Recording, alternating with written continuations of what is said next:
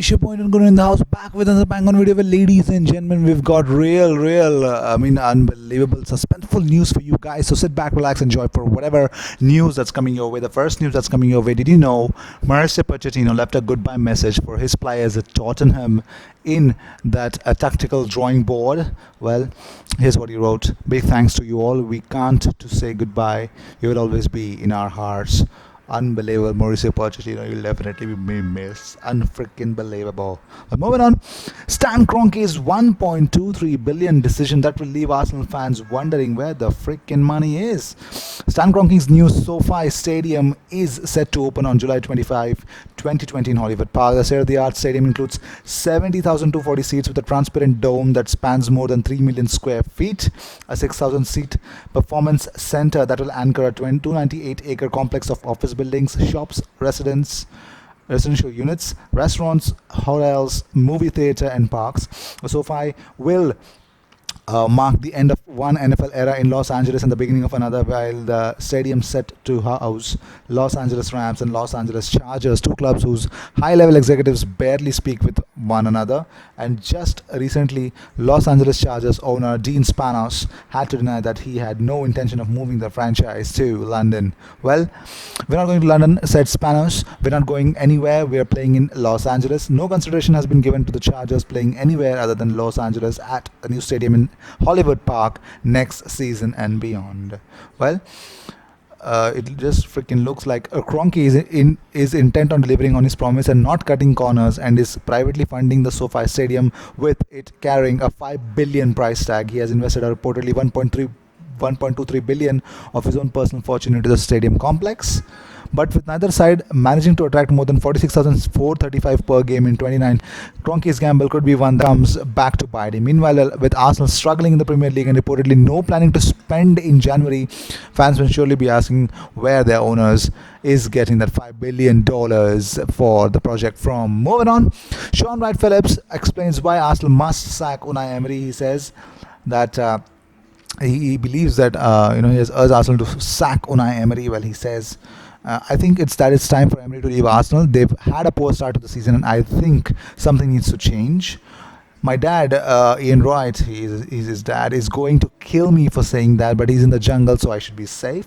Growing up, Arsenal were always such a big team. They were dominant and would always give you a tough game.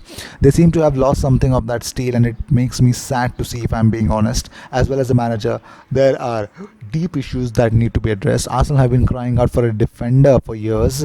Someone in Tony Adams, Rio Ferdinand, John Terry, even Ledley King would mold who can shore up their defense. Their defensive signings haven't addressed any of the issues, but you wonder anyway if this different type of defender would want to join Arsenal at the moment. They're not close to winning anything and are going to struggle to keep hold of their best players like Aubameyang, who will want Champions League football, let alone signing new quality players.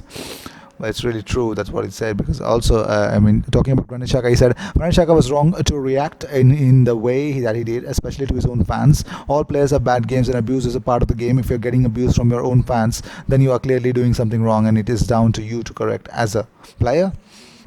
Shaka should have ignored it, but sometimes your emotions do get the better of you. One thing is for sure, it's going to be difficult for him to come back from this. Martin Keown criticizes one key Arsenal selection decision by Unai Emery. He's actually said that he's criticized Unai Emery for continuing to overlook Lucas Torreira as a regular start in that midfield. He says Torreira has not been playing full stop. I'd like to see him in the Arsenal midfield. Whether you play him as a deep-lying midfielder or play him wide or with someone else sitting deeper or to either side, it doesn't matter as long as he's in the team. He hasn't played enough for me. I would have thought it would have been very obvious that he has to play. He's tenacious. The Chelsea game at home, the Liverpool game at home last season, he was playing in that team and Arsenal looked better for it. This is why I think the fans went against Emery, because Xhaka played no matter what when Torreira had to sit on the bench. Ceballos plays one game for Arsenal against Burnley and was absolutely brilliant, but he's back on the bench.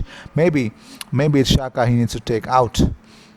Moving on, Unai Emery has revealed that he has shocked that Mauricio Pochettino has actually been sacked and Jose Mourinho has actually replaced him. He says, I think it's a surprise how it finished with Pochettino. I don't know exactly why and how it's going to change their performance. Jose is a very good coach. His career is strong, very with titles and experience, and I think also Pochettino working in Tottenham was amazing. Well, he was asked, was he surprised by Pochettino's axing. He said, yes, for me it was a surprise. Maybe the last matches they didn't achieve a good result, but in the last year with Pochettino was perfect. They decided to change, and I don't know the reason, but we have our way and they have their way. We want to keep that distance in the Premier League table. Also, Ian Wright has compared the stingy food rations of I am a celeb to when Arsene Wenger arrived at Arsenal. He says, I don't think it's 5 days yet, and I'm already I'm struggling with eating. When Arsene Wenger first came to Arsenal, we literally changed from eating what we wanted to literally bland. I'm talking bland food, almost similar.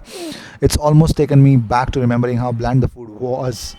Wow. Well, Arsenal women beat Bristol City 7-0 in the Continental Cup. Congratulations. And Miedema is an unbelievable freak of nature. Moving on, Jadon Sancho says, Reece Nelson, my best friend, we met when we were 6. I hope we can play together one day. This is the reason why I still believe that Jadon Sancho could make it to Arsenal one day. But here's the thing. Tony Adams actually posted this on his Twitter. He said, at the rate Arsenal number 6, that's my girl. He's actually making sure that Leah Williamson's tackle was an unfreaking believable. So that's what he's actually praising. Well, not only that, here's something that Gabriel Martinelli actually posted this. He was actually thankful on Thursday that he posted a picture on Instagram of himself recently playing for Brazil under 23. Aubameyang replied to this picture with "Do Brazil" with laughing emojis, and Gabriel Martinelli actually came back with laughing emojis as well. Aubameyang in his Instagram activity is always really tough to understand. Moving on, Arsenal and Liverpool are reportedly set to clash in a transfer pursuit for 17-year-old Red Bull Salzburg striker Karim Adeyemi. Well, everybody is behind this youngster, even Borussia Dortmund is behind his signature, every single one. So it's up to Salzburg, if Adeyemi is actually going to stay or leave, because actually he plays for a feeder club, FC Leipzig, and he's emerged as a transfer target for both. It's unfreaking believable because he's got 5 goals in 11 games in the Austrian second league, and he's been good with that. Also, Brazil, it is claimed that La Liga champions Barcelona made the first move for the teen star but failed in a £13 million bid. Well, Hector Bellerin has actually stressed the importance of unity as we prepare to return to the Premier League action. Arsenal versus Southampton.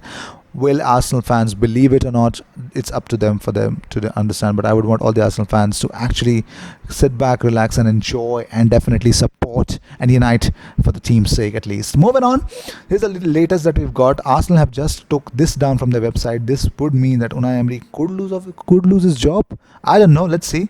The website says that Arsenal chairman Sir Chips Keswick has issued the following statement: Our results at the end of the season and beginning of the season have been extremely disappointing, and hence the board have unanimously decided to relieve Emery from his duties. We would like to thank him for his efforts and commitment, and we wish him good luck for the future. I don't know if this is the authenticity of the things or not. I'll get back to you guys on this one, but for now this is something which is believed to have been removed by Arsenal from their official website. So let's see if that's going to happen or not. But moving on, as I always say, this was the last news of the day. I hope you enjoyed whatever came your way. All the news and views and everything about Arsenal is posted on this platform, so make sure you sit back, relax, and enjoy whatever's coming, and subscribe and be a part of this community. I'm trying to build a community at YouTube so that every Arsenal fan, in whichever part of the world he or she is, they can comment and not feel offended, and definitely voice out their opinion on a platform, and I want this platform to be that. So I will see you in my next video. Until then, cheers.